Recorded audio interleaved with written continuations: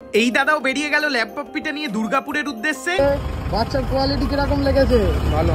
নমস্কার, আমি দেবজ্যোতি। প্রত্যেক দিনের মতো হরর মহাদেব বলে আজকের ভিডিও শুরু করলাম। আজকে আবারও দুর্গাপুর থেকে একজন দাদা এসেছিল ল্যাব পাপ্পি নেওয়ার জন্য। কেন দুর্গাপুরের সাইডে ল্যাব পাপ্পির দাম প্রায় অনেক বেশি, এই জন্যই অনেক কাস্টমার অনেক দূর দূর থেকে আমাদের কাছে চলে আসে ল্যাব পাপ্পি নেওয়ার জন্য। আর এটা যেহেতু একটু পুরনো ভিডিও, তাই আকাশটা দেখেও তোমরা বুঝতে পারবে যে এখনো মেঘলা হয়ে রয়েছে। আর তোমরা রাস্তার ধারে এইরকম পাট শুকনো হওয়া কোনোদিন দেখেছো? এখন দেখতে পাচ্ছি নদীর পাড়ের সাইডটাও প্রায় অনেকটা পরিমাণে ডুবেও গেছে। যাই হোক, দুর্গাপুর থেকে দাদা আসার জন্য প্রায় অনেকক্ষণ আগেই বেরিয়েছে বাড়ি থেকে। তোমরাও যদি কেউ দুর্গাপুর বা বর্ধমান থেকে পাপ্পি নিতে চাও তাহলে বালি স্টেশনে চলে আসবে। বেশিরভাগ কাস্টমারই বালি স্টেশনে চলে আসে পাপ্পি নেওয়ার জন্য। যাই হোক, এখন আমাদের কাছে চলে এসেছে একটা 2.5 মাসের ল্যাব পাপ্পি। আর দাদার যেহেতু একটু বড় ল্যাব পাপ্পি প্রয়োজন ছিল, তাই এটাই পেয়েছি। যাই হোক, পাপ্পিটা নিয়ে আমরা বেরিয়ে পড়লাম একদম বালির উদ্দেশ্যে। আর দাদাও এসে গেছে পাপ্পিটা নেওয়ার জন্য।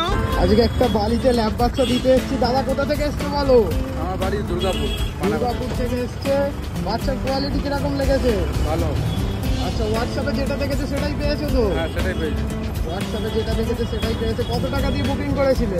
2000 টাকা দিয়ে বুকিং করেছে। ল্যাব বাচ্চা আছে দেখো।